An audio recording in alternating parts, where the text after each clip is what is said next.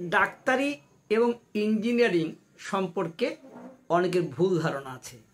আজকে সেই বিষয়টা নিয়ে আলোচনা করব। অনেকে ভাবে ডাক্তারি পড়তে হলে বায়োলজিতে খুব ভালো হতে হবে, বায়োলজিতে খুব ভালো না হলে ডাক্তারি হওয়া যায় না।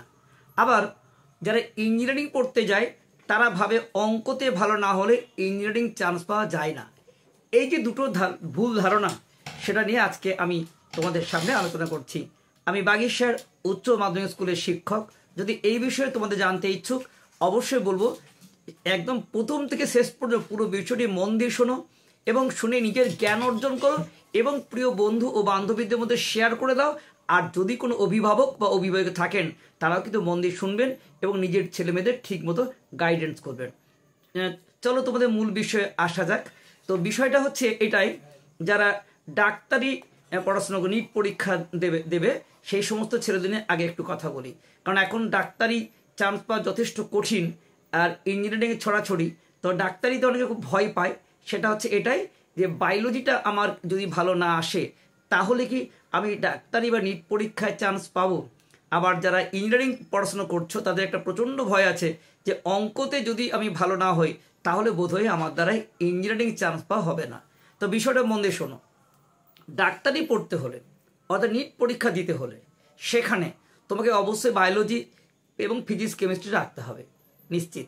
সেখানে অঙ্ক তোমার প্রয়োজন নেই। আবার যারা ইঞ্জিনিয়ারিং পড়ছো তাদের জন্য কিন্তু অঙ্ক রাখতেই হবে এবং ফিজিক্স কেমিস্ট্রি তোমাকে রাখতে হচ্ছে। তাহলে ফিজিক্স কেমিস্ট্রি এই দু ডাক্তারি এবং ইঞ্জিনিয়ারিং উভয় ক্ষেত্রে কমন। শুধুমাত্র ডাক্তারদের যারা পরীক্ষা দেবে তাদের জন্য অবশ্যই বায়োলজি, আর যারা ইঞ্জিনিয়ারিং পরীক্ষা দেবে তাদের জন্য অঙ্ক।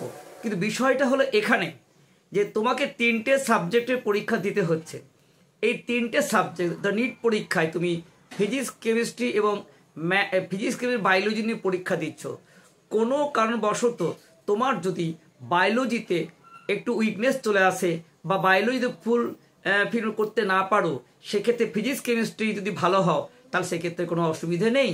অতএব তুমি বায়োলজি দুর্বল হলেও যদি ফিজিক্স কেমিস্ট্রি স্ট্রং হয়ে যাও তাহলে কিন্তু বা 3টে মিলিয়ে যদি তোমার নাম্বার বেশি আসে তাহলে তোমার ডাক্তারিতে বা নিট পরীক্ষায় সফল হতে কোনো বাধা নেই। অতএব বায়োলজি খারাপ হলেই আমার ডাক্তারি চান্স পাওয়া হবে না বা ডাক্তারি পড়া যাবে না, এটা কিন্তু ভুল ধারণা। তোমার কিন্তু আরেকটা বিষয় দেখো, যারা ইঞ্জিনিয়ারিং পড়াশোনা করতে চাচ্ছ, যাদের একটা খুব প্রচণ্ড ভীতি কাজ করে যে অঙ্ক কি হবে। হ্যাঁ, তোমাকে অঙ্ক রাখতে হবে। অঙ্ক না রাখলে তুমি কখনো পরীক্ষায় বসতে পাবে না। কিন্তু এমনটা নয় যে তুমি অঙ্ক দিতে বিরাট স্ট্রং হতে হবে, এমনটা নয়। যদি অঙ্কটা তোমার খারাপ হয় সেখানে ফিজিক্স কেমিস্ট্রিতে ভালো হতে হবে। তা 3টে সাবজেক্টের মধ্যে তুমি যখন ইঞ্জিনিয়ারিং পরীক্ষা দেবে সেখানে যদি তুমি ভালো করে ফিজিক্স কেমিস্ট্রি পরীক্ষা দাও, সেখানে অঙ্কটা যদি উইকনেস চলে আসে বা নাম্বার কম পাও সেক্ষেত্রে কোনো সমস্যা নেই। তার বিষয়টা নিশ্চয় বুঝতে পার।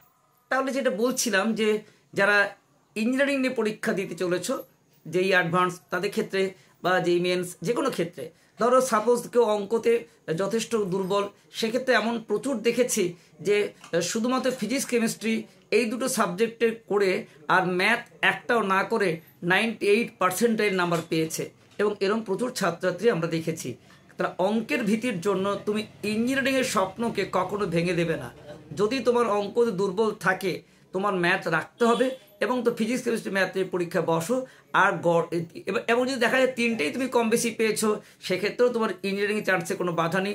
অনুরূপভাবে ফিজিক্স যারা নিট পরীক্ষা বা ডাক্তারি পরীক্ষা দিচ্ছ তাদের ফিজিক্স কেমিস্ট্রি পরীক্ষা যে খুব ভালো হয় সেক্ষেত্রে ম্যাথ কিন্তু এই বায়োলজি কিন্তু কম পেলেও তোমার মেকআপ হয়ে যায়। অতএব আশা করি তোমাদের এই ধারণা ভুল হয়েছে, ভুল ভেঙেছে। কারণ অনেকের এখন এই যে ভুলটা নিয়ে ঘুরে বেড়াও আর তার ফলেই তোমরা অনেক ভুল সিদ্ধান্ত নিয়ে ফেলো।